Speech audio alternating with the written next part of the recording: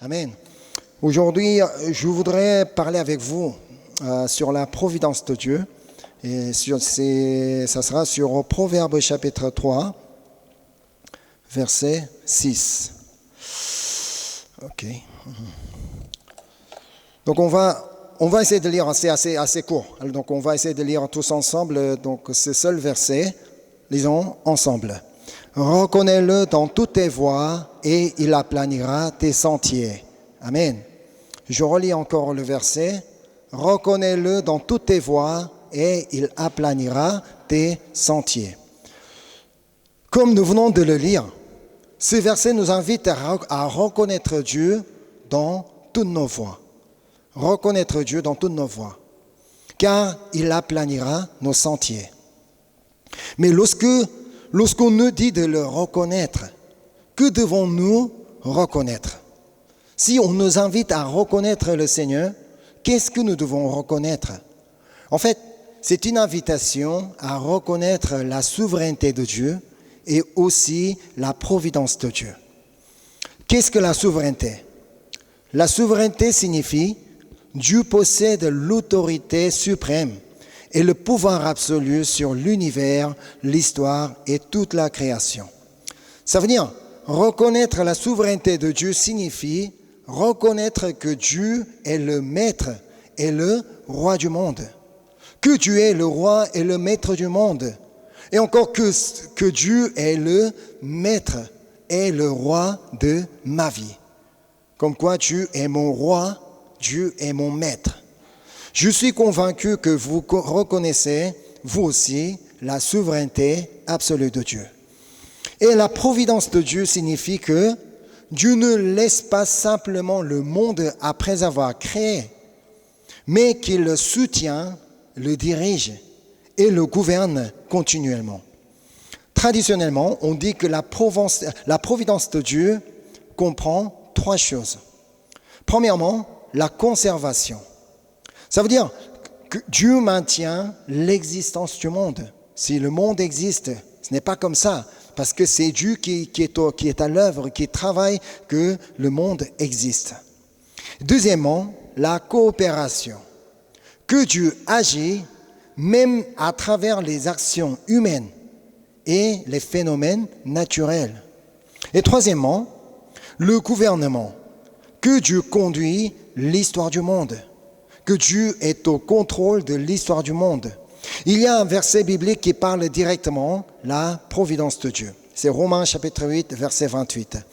Nous savons du reste que toutes choses concourent au bien de ceux qui aiment Dieu, de ceux qui sont appelés selon son dessein. Par conséquent, si nous reconnaissons la providence de Dieu, nous devons comprendre que, quoi qu'il arrive dans notre vie, tout se produit selon la volonté de Dieu. Tout se passe sous le contrôle de Dieu. Car toutes choses concourront au bien de ceux qui aiment Dieu, de ceux qui sont appelés selon le dessein de Dieu. C'est pourquoi, afin de vous aider à reconnaître la providence de Dieu, je souhaite partager ce message avec vous à travers ce mot, la providence. C'est pour vous aider à reconnaître, comment reconnaître la providence de Dieu. Voilà, on va commencer par le mot paix. Le paix, c'est que nous devons reconnaître que Dieu est puissant. Afin de reconnaître la providence de Dieu, nous devons d'abord reconnaître que Dieu est puissant.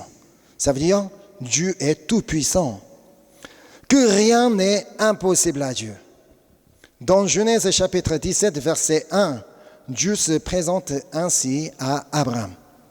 Lorsque Abraham fut âgé de 99 ans, l'Éternel apparut à Abraham et lui dit, « Je suis le Dieu Tout-Puissant, marche devant ma face et sois intègre. » Ce n'est pas parce que Dieu manquait de puissance qu'il n'a pas donné d'enfant à Abraham avant ses 99 ans.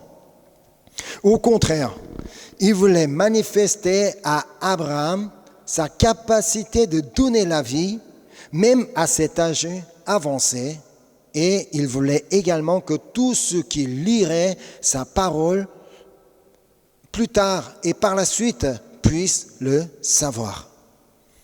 Dieu veut que nous croyions en sa toute-puissance. Car lorsque nous croyons en sa toute-puissance, que nous allons pouvoir reconnaître la providence de Dieu. Et deuxièmement, c'est le mot « R ». Nous devons reconnaître que Dieu est rédempteur. Afin de reconnaître la providence de Dieu, il est également important de reconnaître que Dieu est rédempteur. Si Dieu nous a envoyé son Fils unique, Jésus-Christ, pour nous délivrer du péché et de la mort, cela signifie que nous devons aussi croire qu'il nous sauvera des problèmes que nous rencontrons dans notre vie quotidienne. Nous devons toujours nous souvenir le prix qu'il a payé pour nous racheter.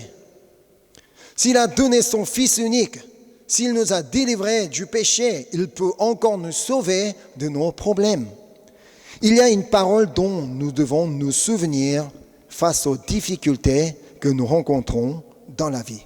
C'est dans Ésaïe chapitre 29, verset 1. « Non, la main de l'Éternel n'est pas trop courte pour sauver, ni son oreille trop dure pour entendre. » Dieu aurait pu empêcher Daniel d'être jeté dans la fosse aux lions. Dieu aurait pu l'empêcher. En plus, Daniel n'avait rien fait de mauvais, il n'a rien fait de mal. Il a été accusé parce qu'il a adressé la prière à Dieu. C'est tout ce qu'il a fait. Cependant, s'il a permis qu'il soit jeté, c'est pour lui faire voir le salut de Dieu qui délivre même du milieu des lions. Pour lui faire comprendre que moi je suis capable de te délivrer même au milieu des lions. Lisons ce que le roi Darius a dit à Daniel avant qu'il soit jeté dans la fosse aux lions. Daniel 6, il est écrit « Alors le roi donna l'ordre qu'on amena Daniel et qu'on le jeta dans la fosse aux lions. Le roi prit la parole et dit à Daniel, « Puisse ton Dieu, que tu sers avec persévérance, te délivrer. » C'est ainsi que Dieu l'a délivré des lions. Dieu l'a délivré des lions en envoyant son ange et en fermant la gueule des lions. Par conséquent, afin de reconnaître la providence de Dieu, nous devons croire qu'il nous sauvera selon sa propre manière et au moment qu'il a lui-même choisi. Pas un autre moment, mais le moment qu'il a déterminé, il viendra nous sauver. Et puis troisièmement, c'est la lettre O. Nous devons reconnaître que Dieu est omniscient. Afin de reconnaître la providence de Dieu, nous devons aussi reconnaître que Dieu est omniscient. Ça veut dire, il est important de savoir que Dieu connaît parfaitement le passé, le présent et l'avenir. Il connaît tout ce que nous avons vécu dans le passé. Il connaît tout ce que nous vivons actuellement dans notre vie. Et il est le seul qui connaît notre avenir. D'ailleurs, il connaît tout de nous. On ne peut rien cacher. Il connaît tout sur nous. Il compte même les cheveux de notre tête. Lisons ce que Jésus a dit dans Matthieu, chapitre 10. « Ne vendons pas 2 passereaux pour 1 sou. Cependant, ils n'en tombent pas à terre sans la volonté de votre Père. Et même les cheveux de votre tête sont tous comptés. Ainsi notre Dieu sait de quoi nous avons besoin avant que nous le lui demandions. Il connaît tout. Mais pourquoi Dieu ne nous donne-t-il pas ce que nous désirons alors qu'il connaît parfaitement nos besoins? Il aurait pu très bien nous donner tout ce qu'on veut. C'est parce qu'il souhaite nous donner ce qu'il y a de meilleur pour nous, bien au-delà de ce que nous demandons. C'est parce que ce que nous demandons n'est pas forcément ce qu'il y a de meilleur pour nous. Parce que Dieu sait ce qui est bon et meilleur pour nous. Jésus dit dans Matthieu chapitre 7, verset 11, « Si donc méchants comme vous l'êtes, vous savez donner de bonnes choses à vos enfants, à combien plus forte raison votre Père qui est dans les cieux donnera-t-il de bonnes choses à ceux qui les lui demandent. Amen. Par conséquent, afin de reconnaître la providence de Dieu, nous devons croire que celui qui sait tout nous donnera ce qu'il y a de meilleur pour nous. Il attend justement le moment pour nous en donner. C'est ce que nous devons reconnaître. Et quatrièmement, c'est la lettre V. Il faut reconnaître que Dieu est veillant sur nous. Dieu est celui qui veille sur nous. Ça veut dire, il est celui qui nous garde.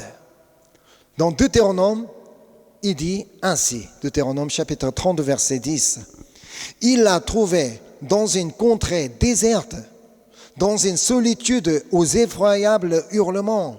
Il l'a entouré, il en a pris soin, il l'a gardé comme la prunelle de son œil. » Voilà, comme il nous regarde comme ses oreilles.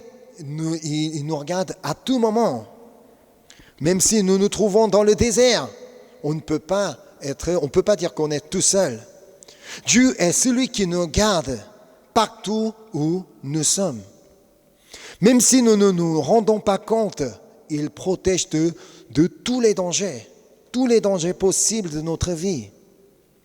Dieu nous a gardés et conduits jusqu'ici pour nous permettre de prendre part à ce culte aujourd'hui.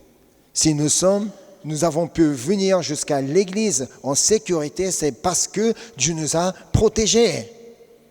Mais il faut savoir que parfois Dieu nous fait marcher dans la vallée de l'ombre de la mort, même dans le désert.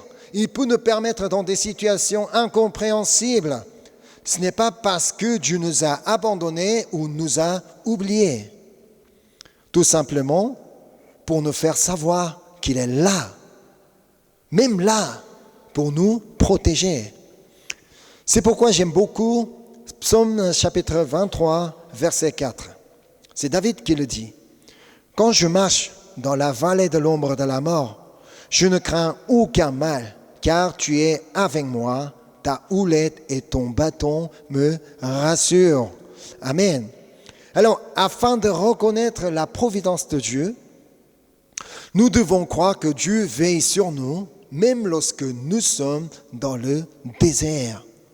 Nous devons savoir que Dieu est là à tout moment pour nous protéger. Et cinquièmement, c'est la lettre I. Ça veut dire que nous devons reconnaître que Dieu est immuable. Il est celui qui ne change pas. Il ne connaît pas des changements. Surtout, ses promesses restent certaines. Autrement dit, notre Dieu est fidèle. Il est fidèle à ses promesses. Tout ce qu'il a dit, il l'accomplit certainement. Tout ce qu'il a dit, il l'accomplit dans son temps parfait. C'est pourquoi Dieu nous dit à travers le prophète Habakkuk, Habakkuk chapitre 2, verset 3, « Car c'est une prophétie dont le temps est déjà fixé, elle marche vers son terme, et elle ne mentira pas si elle tarde. Attends-la, car elle s'accomplira certainement. » Amen. Si Dieu changeait d'avis assez souvent, ce qu'il a dit hier, ce qu'il dit aujourd'hui est différent.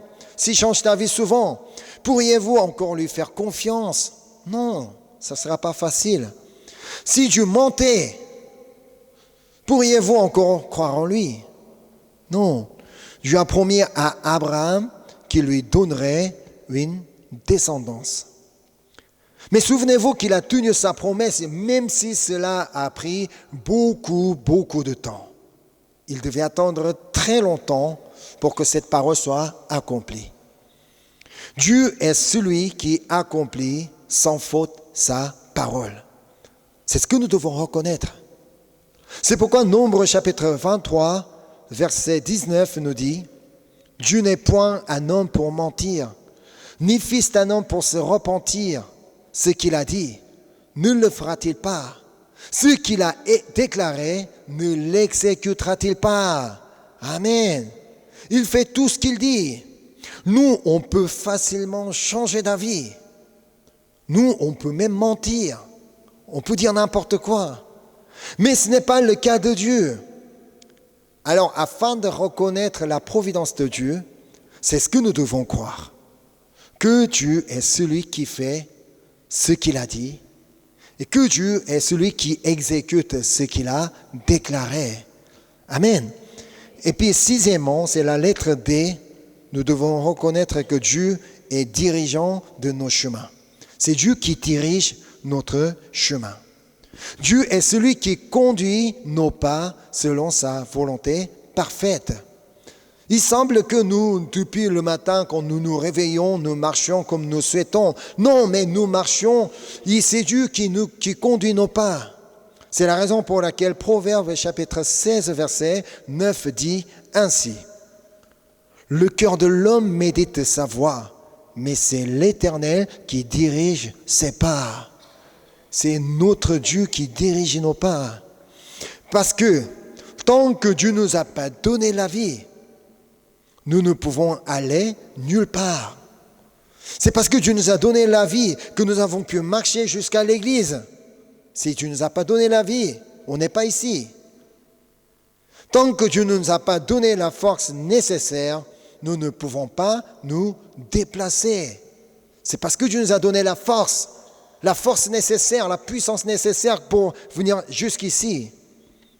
Ce n'est pas seulement parce qu'il nous conduit sur le chemin qu'il désire, mais c'est surtout parce qu'il veut nous mener vers de verts pâturages et nous diriger près des eaux paisibles.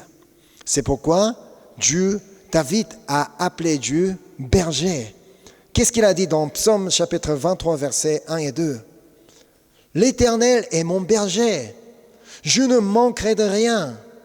Il me fait reposer dans de verts pâturages, il me dirige près des eaux paisibles. Amen. Les brebis n'ont qu'à suivre leur berger. Ils n'ont pas à demander, mais où est-ce qu'on va ? Où est-ce que tu nous emmènes ? Non, ils n'ont pas besoin de poser la question, car le berger sait où emmener son troupeau pour les faire reposer et pour les nourrir. Il sait ce qu'il fait. Les brebis n'ont pas besoin de comprendre leur berger, car le berger sait parfaitement ce qu'il fait. C'est notre Dieu. Il sait parfaitement ce qu'il fait. De même, afin de reconnaître la providence de Dieu, nous devons croire que Dieu est dirigeant de nos pas, que Dieu est là pour conduire nos chemins. Et septièmement, c'est la lettre E. Nous devons reconnaître que Dieu est éternel. Dieu est celui qui règne au-delà du temps et des circonstances. Ça veut dire qu'il est le même hier, aujourd'hui et éternellement. Notre Dieu n'est pas un Dieu enfermé dans le concept du temps. Il n'est pas comme nous. Sinon, il serait vu aujourd'hui. Il ne vit pas. Autrement, Dieu n'est pas limité par le temps. Il est au-dessus du temps car il est éternel. Il est au-dessus du temps parce que c'est lui qui a créé le temps. Tout ce qu'il a réalisé dans le passé, alors il peut encore les réaliser aujourd'hui. Si Dieu a ouvert la mer Rouge autrefois, il est capable de l'ouvrir encore aujourd'hui. S'il a accompli le miracle des 5 pains et de 2 poissons autrefois, il peut accomplir le même miracle aujourd'hui. Et s'il a guéri les malades autrefois, il peut tout aussi capable de les guérir aujourd'hui. S'il avait ressuscité les morts, il peut encore ressusciter les morts aujourd'hui. C'est ça notre Dieu. Voici la parole adressée à ceux qui croient en Dieu éternel. Écoutons bien Ésaïe chapitre 40 du verset 28 à 31. Il donne de la force à celui qui est fatigué et il augmente la vigueur de celui qui tombe en défaillance. Je ne sais pas là, oui, ne le sais-tu pas, ne l'as-tu pas appris? C'est le Dieu d'éternité, éternel, qui a créé les extrémités de la terre Il ne se fatigue point, il ne se lasse point. On ne peut sonder son intelligence. Il donne de la force à celui qui est fatigué et il augmente la vigueur de celui qui tombe en défaillance. Les adolescents se fatiguent et se lassent et les jeunes hommes chancellent. Mais ceux qui se confient en l'Éternel renouvellent leur force. Ils prennent le vol comme les aigles. Ils courent et ne se lassent point. Ils marchent et ne se fatiguent point. Amen. Dieu éternel renouvelle la force de ceux qui se confient à lui. Amen. Si on est fatigué aujourd'hui, si on est épuisé aujourd'hui parce qu'on n'a pas confié notre vie à Dieu, parce que je cherche à mener ma vie moi-même tout seul, je cherche la solution moi-même tout seul, je cherche à résoudre des choses moi-même, parce que je suis maître de ma vie, je suis le roi de ma vie, c'est pourquoi on est fatigué. Mais si on confie tout à notre roi, si on confie tout à notre maître, c'est lui qui prendra la responsabilité de notre vie. Il sait tout. Il est éternel. Alors, c'est à nous de choisir. Même si cette parole a été écrite il y a longtemps, celui qui l'a prononcée est éternel. C'est pourquoi il peut encore l'accomplir aujourd'hui dans nos vies. Il peut encore faire des choses. Ainsi, afin de reconnaître la providence de Dieu, nous devons croire qu'il est éternel. Et huitièmement, c'est la lettre N. Il faut reconnaître que Dieu est nourricier. Il est celui qui nous nourrit. Dieu est celui qui pourvoit à nos besoins matériels et spirituels. Comme je l'ai déjà dit, il connaît tout ce dont nous avons besoin. Il connaît nos besoins. Notamment, il connaît notre soif spirituelle. C'est pourquoi il nous donne sa parole. Parce qu'il sait que nous avons soif. C'est ce que Dieu a dit dans Ésaïe, chapitre 55, versets 1 à 3. Vous tous qui avez soif, venez aux eaux. Même celui qui n'a pas d'argent, venez, achetez et mangez. Venez acheter du vin et du lait sans argent, sans rien payer. Pourquoi posez-vous de l'argent pour ceux qui ne nourrissent pas? Pourquoi travaillez-vous pour ceux qui ne rassasient pas? Écoutez-moi donc, et vous mangerez ce qui est bon, et votre âme se délectera des mets succulents. Prêtez l'oreille, et venez à moi, écoutez, et votre âme vivra. Amen. Écoutez et votre âme vivra. Amen. Comme il vient de le dire, notre Dieu comble notre soif spirituelle à travers sa parole. Il nous donne sa parole. En d'autres termes, sans la parole de Dieu, notre soif spirituelle ne pourra jamais être étanchée. On aura toujours soif. En fait, nous avons tous un sentiment de vide en nous. Ici, au niveau d'ici, nous avons un sentiment de vide. Ainsi, pour tenter de combler le vide de notre cœur, nous cherchons diverses solutions. Nous essayons de le remplir en gagnant beaucoup d'argent. Si je gagne beaucoup d'argent, comme ça, je vais pouvoir combler mon sentiment de vide. Peut-être en multipliant les rencontres. Si je rencontre beaucoup de filles, beaucoup de garçons, ça va remplir mon cœur. Non. En recherchant le succès, si je peux réussir, si je peux devenir riche, voilà, je vais pouvoir combler mon vide. Et encore, par le shopping, sur Internet, dans les boutiques différentes, tout ça. Et encore, par les voyages, en allant dans un pays où je souhaitais voyager. Non, tout ça. Toutes ces choses ne nous procurent qu'une satisfaction éphémère. Ce n'est qu'une satisfaction temporaire. Ça ne dure pas. Alors Jésus nous dit ce qu'est la solution. C'est Jésus nous donne la solution. C'est dans Jean chapitre 6, verset 35. Jésus leur dit, « Je suis le pain de vie. Celui qui vient à moi n'aura jamais faim. Et celui qui croit en moi n'aura jamais soif. Amen. Alors que devons-nous faire pour combler le vide de notre cœur? Que devons-nous faire? Nous n'avons qu'à aller à Jésus et croire en lui. Aller à Jésus veut dire aller à ses paroles et croire en ses paroles. C'est ça. C'est parce que nous cherchions autre chose que Jésus que nous avons toujours cette soif. Donc, afin de reconnaître la providence de Dieu, nous devons croire en Dieu qui nous nourrit avec sa parole. Nous devons croire en ses paroles, c'est ça. Et neuvièmement, la lettre C. Nous devons reconnaître que Dieu est compatissant. Notre Dieu voit nos souffrances et prend soin de nous avec tendresse. Notre Dieu est celui qui nous aime bien au-delà de tout ce que nous pouvons imaginer. Combien est grand l'amour de notre Dieu? Comme ça, non, on ne peut même pas mesurer. L'amour de Dieu envers nous n'a jamais changé, pas même une seule fois. Car Dieu est amour. Dieu lui-même est amour. Il ne change pas, alors son amour n'a jamais changé. Son amour est tellement grand qu'il nous a donné son Fils, Jésus-Christ. Alors en toutes circonstances, n'oubliez pas que nous sommes plus que vainqueurs par celui qui nous a aimés. C'est ce que nous dit Romains chapitre 8, du verset 37 à 39.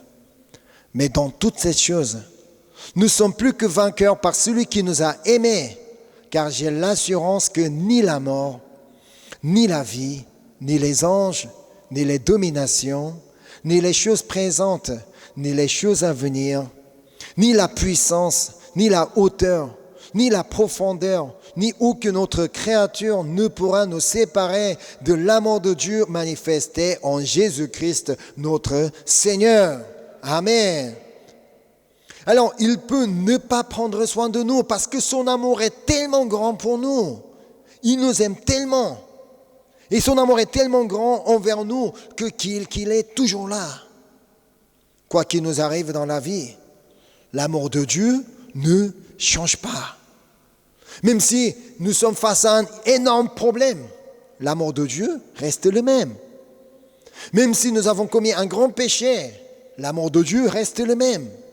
C'est ça. C'est pourquoi il dit à chacun de nous dans Deutéronome 31, verset 8. L'Éternel marchera lui-même devant toi. Il sera lui-même avec toi. Il ne te délaissera point. Il ne t'abandonnera point. Ne crains point et ne t'effraie point. Amen. Parce que Dieu nous aime. Parce que Dieu nous aime. Afin de reconnaître la providence de Dieu, nous devons croire que Dieu est compatissant, autrement que Dieu est amour. Et dixièmement, voilà, lettre E. Nous devons reconnaître que Dieu est Emmanuel. Emmanuel. Que veut-il dire Emmanuel? Nous trouvons la réponse dans Matthieu chapitre 1, verset 23. Voici la Vierge sera enceinte et enfantera un fils. Et on lui donnera le nom d'Emmanuel, ce qui signifie Dieu avec nous. Signifie Dieu avec nous. Ainsi, Dieu est avec nous. Partout où nous sommes, à tout moment, il est avec nous. Nous ne pouvons pas être séparés de Dieu. Nous cherchons peut-être à nous détacher de Dieu, mais Dieu est toujours là. Comme nous l'avons lu tout à l'heure dans Deutéronome, notre Dieu ne nous abandonne jamais et demeure présent auprès de nous. David, qui connaissait cette vérité, a fait la confession suivante dans Psaume 139. « Où irai-je loin de ton esprit? Et où fuirai-je loin de ta face? Si je monte au cieux, tu y es. Si je me couche au séjour des morts, tu voilà. Si je prends les îles de l'aurore, et que j'aille habiter à l'extrémité de la mer, là aussi, ta main me conduira et ta droite me saisira. » Amen. Où que nous soyons, nous ne pouvons jamais être seuls. Même si nous sommes au sous-sol, même si nous sommes tout seuls dans le désert, au fond de la vallée, partout où nous sommes, Dieu est avec nous. Car notre Dieu est celui qui remplit toute la terre de sa présence. Alors, afin de reconnaître la providence de Dieu, nous devons croire que Dieu est Emmanuel. Comme je l'ai dit au début, notre Dieu ne laisse pas simplement le monde après l'avoir créé. Que fait-il alors? Il maintient l'existence du monde. Il agit à travers des actions humaines et les phénomènes naturels. Et encore, il conduit l'histoire du monde. De même, notre Dieu maintient notre existence. Il agit à travers notre vie et c'est lui qui conduit notre histoire. Ce n'est pas nous-mêmes qui réalisons notre histoire. C'est Dieu qui est en train de réaliser notre histoire.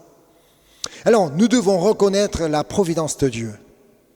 Que devons-nous croire afin de reconnaître la providence de Dieu? Je récapitule. Que nous devons croire que Dieu est puissant. Nous devons croire que Dieu est rédempteur. Nous devons croire que Dieu est omniscient. Nous devons croire que Dieu est veillant. Nous devons croire que Dieu est immuable. Nous devons croire que Dieu est dirigeant. Nous devons croire que Dieu est éternel. Nous devons croire que Dieu est nourricier. Nous devons croire que Dieu est compatissant. Et que nous devons croire que Dieu est Emmanuel. Amen. Donc nous n'avons qu'à reconnaître la providence de Dieu, car c'est lui qui aplanira nos sentiers. Il aplanira nos sentiers. Nous n'avons pas le pouvoir d'aplanir nos sentiers. Nous n'avons pas le moyen de dégager le problème qui nous bloque. Mais Dieu en est capable. Il faut savoir que Dieu a un grand projet pour chacun de vous. Dieu le dit à travers Jérémie 29, verset 11. « Car je connais les projets que j'ai formés sur vous, dit l'Éternel, projets de paix et non de malheur, afin de vous donner un avenir et de l'espérance. » Amen. Les projets que Dieu a formés sur nous, ce sont les projets de paix et non de malheur. Dieu ne veut pas que nous soyons malheureux. Il veut nous donner un avenir et de l'espérance pour que nous ayons la paix dans notre cœur. D'ailleurs, il est le seul qui peut nous donner un avenir. Il est le seul qui peut nous donner de l'espérance, car il est puissant, car il est rédempteur, omniscient et veillant sur nous, immuable, dirigeant de nos pas, éternel, nourricier, compatissant et éternel. Par conséquent, je prie que chacun d'entre vous ici présent puisse obtenir la paix du cœur en reconnaissant la providence de Dieu. Tout ce qui arrive dans notre vie, ça n'arrive pas au hasard. Tout est sous le contrôle de notre Seigneur. Dieu connaît tout ce qui se passe dans notre vie. Alors, je voudrais que vous puissiez reconnaître la providence de Dieu. Alors, je vous bénis au nom de Jésus-Christ. Amen. Voilà, donc maintenant, je vais inviter l'équipe de louange à venir ici devant, et afin de pouvoir chanter ensemble et de prier avec le message que nous avons reçu aujourd'hui. Devant notre Dieu qui connaît tout, si nous reconnaissons la providence de Dieu, tout ce qu'on a à faire, c'est de l'adorer de tout notre cœur, de toute notre âme et de toute notre force. Tout ce qu'on a à faire, c'est de l'aimer de tout notre cœur, de toute notre âme et de toute notre force. Alors, c'est ce que nous allons chanter maintenant. Seigneur, je voudrais reconnaître ta providence en toutes circonstances, Seigneur. Alors, c'est maintenant que je veux encore plus d'amour, je veux encore plus de puissance et je veux sentir ta présence toujours dans ma vie, Seigneur. Et je veux t'adorer de tout mon cœur. Je veux t'adorer de toute mon âme. Je veux t'adorer de toute ma force, car tu es mon Dieu. Alors, je vous invite à chanter ce chant ensemble et puis on va prier.